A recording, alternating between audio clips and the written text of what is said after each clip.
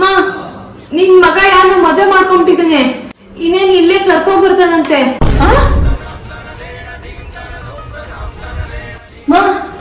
ಏನಾಯ್ತಮ್ಮ? ಎದ್ದಲ್ಲಮ್ಮ. ವೇದ, ನನ್ನ ಮಗ ಅಂತೂ ನನ್ ಮಾತ್ ಕೇಳಲಿಲ್ಲ. ನೀನಾದ್ರೂ ನಾನ್ ತೋರ್ಸಿದ ಹುಡುಗನ್ನ. ಅವನೇನೋ ಮಾಡ್ದ ಅಂತ ನಾನ್ ಯಾಕಮ್ಮ ಮಾಡ್ಬೇಕು? ನನಗೋಸ್ಕರ.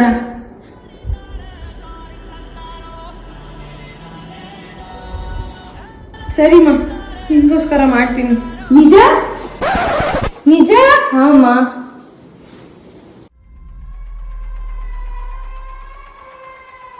ಮಯ್ಯ, ಇವಳಂತೂ ನಮ್ಮ ಮಾತ್ ಕೇಳಲ್ಲ ಕಣ. ಅದಕ್ಕೆ ನಾನು ಒಂದ್ ಪ್ಲಾನ್ ಮಾಡಿದೀನಿ.